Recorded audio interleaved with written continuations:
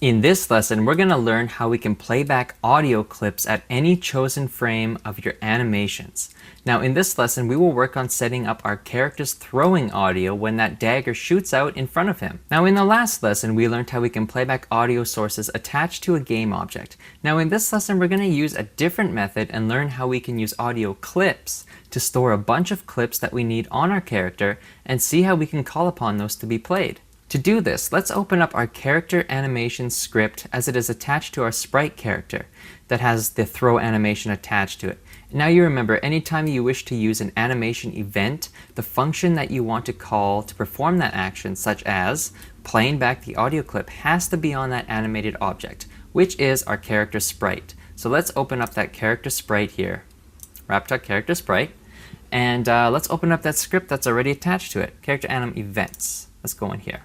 So now we're not going to be using audio source on this guy. We're going to be using something totally different.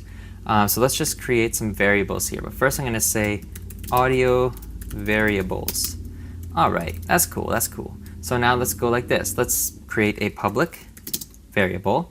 And it's going to be an audio clip. It's going to store an audio clip object. I'm going to call this one dagger throw audio.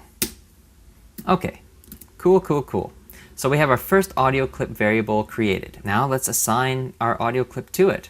But first, let's just minimize this and do that because I'm gonna forget later. Okay, so let's minimize, maximize, character anim events, there it is. Okay, so let's go to our audio files and let's go throw dagger. Drag that in here. Now we have that audio clip assigned to that variable. Perfect, we are rocking and rolling through this here. So let's go down to the bottom here and let's create a custom function to use as a event. Let's go throw dagger audio clip play. All right, and then let's just create this public void. I want to call this one throw dagger audio. Sounds easy enough. Let's go public, call throw dagger audio. Pretty straightforward. Bracketize this. So let's go and just type this in. Let's go audio source, and I'll explain this in a sec. Play clip at point, and what clip do we want to play? Let's grab that dagger throw audio variable, which is storing that audio. And where do we want to play this? I want to play this at our transform, and dot position. I do not want a capital. Perfect. Okay, so what is this doing here? What this is doing is first it's accessing our audio source, which is applied to the parent of this sprite object on our WrapTuck main character. As long as the parent has the audio source, it means every other child object within there can play back audio source. So what this is doing is just accessing audio source. And now we're using a function called play clip at point, which play clip at point lets you select any audio clip that you want to play, and it lets you say where to play this sound. Now, I want to access that dagger throw audio variable that we created, storing that sound now, and I want to play it back at the transform.position of this game object, which is my sprite character object. As it's a 2D sound, it can really be played anywhere, but I want to keep it with my player, obviously. Makes the most sense.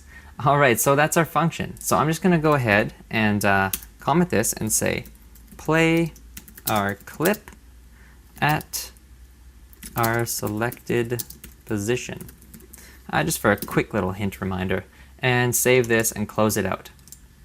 So that's our function, and now let's set up our animation event to actually play that back. So let's go in here, let's go, perfect, our throw is still in here. Let's go to here, we have one animation event there already to throw the dagger. Let's create another one on top of that, and let's set that to throw dagger audio. And I can close that out now. So now we have two events on that. This is a pretty heavy animation. Okay, so let's play and test this thing out. Hit play. Let's collect a dagger. Okay, and let's throw, and hopefully we hear something. Right on. Awesome. So now we can hear that beautiful sound.